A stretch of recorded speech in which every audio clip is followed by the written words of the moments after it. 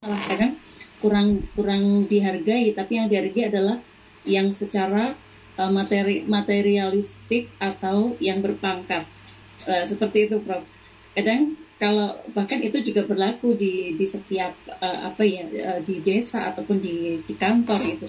Yang kelihatan moncer itu biasanya yang dinilai mesti dari hal-hal yang seperti itu dulu, Prof. Bukan karena kedalaman ilmu atau apa, tetapi hanya dilihat dari dohirnya. Begitu, Prof. Terima kasih.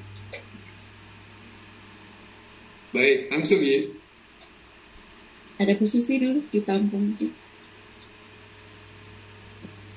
Bapak Jadal masih mute? Ya.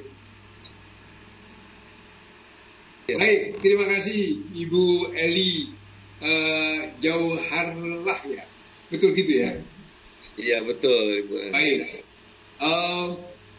Terima kasih, sangat menarik apa yang terjadi di lingkungan kita ya. Baik, Bapak Ibu yang kami muliakan, bahwa setiap manusia diberi kelebihan oleh Allah. Allah memberikan kelebihan pada manusia, yaitu akal fikir.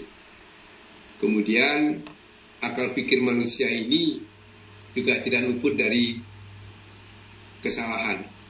Untuk itu Allah memberikan Al-Quran yang kita selalu mengkajinya ketika bulan Ramadan tiba gitu, yaitu di malam Qadar. Nah, kemudian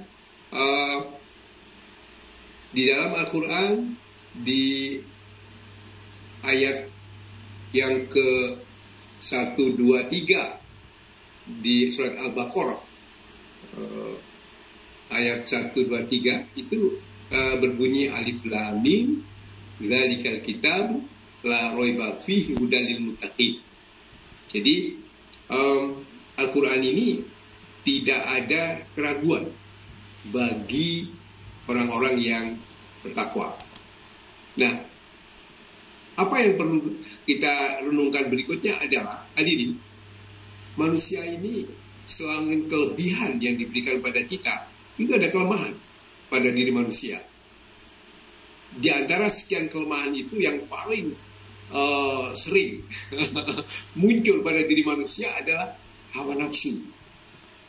Bahkan di dalam Al-Quran dikatakan inna nafsa ammaratun bisu, bahwa hawa nafsu itu cenderung mengarah kepada kejahatan, kecuali nafsu yang dirahmati oleh Allah. Nah, dari situ, karena manusia punya kelemahan, maka dari kelemahan itu syaitan menggoda diri manusia. Bahkan kita masih ingat ketika syaitan diusir dari neraka, maka syaitan berjanji di hadapan Allah. Syaitan akan mengajak manusia, akan menggoda manusia dari berbagai arah, dari depan diri manusia, dari samping kiri, samping kanan, dari belakang. Dia akan menggoda terus pada diri manusia. Nah, apa yang kita temui dalam kehidupan sehari-hari itu tidak jauh dari apa yang Al-Quran sudah menggambarkan kepada kita, bahwa seolah-olah sekarang ini orang yang taat pada ajaran agama itu tidak memiliki satu penghargaan, tidak ada nilai. Bahkan mereka yang berbuat menyimpang, mereka yang mengikuti hawa nafsu, justru mereka yang dielu-elukan, dihormati begitu ya. Nah, ini juga sebuah godaan bagi kita.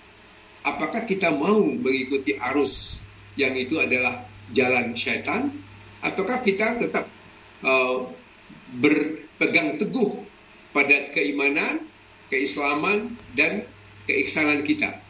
Itu yang menjadi satu tantangan bagi kita. Tapi kita harus sadar bahwa apa yang disampaikan oleh Ibu Eli terkait dengan apa yang dihadapi keseharian ini, yaitu manusia itu kurang dihargai, manakala manusia itu hablum minallahnya tinggi gitu ya. Tapi hadirin sekalian, kita tidak perlu maaf ini juga memotivasi diri saya dan juga semuanya. Mari kita yang berusaha untuk memiliki value yang tinggi, nilai manusia yang tinggi, yang artinya adalah perilaku kita menggambarkan tingkat keyakinan kita, menggambarkan tingkat keislaman kita serta keiksanan kita. Itu mari kita pertahankan, dan insya Allah mereka akan menghormati kita. Sebuah contoh apa yang ada di Universitas Brawijaya itu salah satu yang kita gaungkan adalah produk halal, dan terus produk halal ini disosialisasikan dan diterapkan dalam bentuk value, ya, sehingga perbuatan kita bukan sekedar produk halal sebagai sebuah simbolik, tetapi justru bagaimana masyarakat di lingkungan kita itu betul-betul produk halal menjadi sebuah budaya di dalam kehidupan kita. Baik, salah satu dari buku yang ditulis oleh pemikiran guru besar dalam Dies Universitas Brawijaya yang ke-61, itu ada 2 buku yang diterbitkan. Salah satu diantaranya adalah tentang produk halal. Nah, dari produk halal itu ada satu artikel yang saya juga menulis di situ terkait dengan apa yang nggak jauh berbeda dengan apa yang saya sampaikan, yaitu membangun peran pemimpin, gitu ya, peran pemimpin di dalam membangun budaya produk halal. Jadi peran pemimpin, begitu ya judulnya. Jadi artinya apa?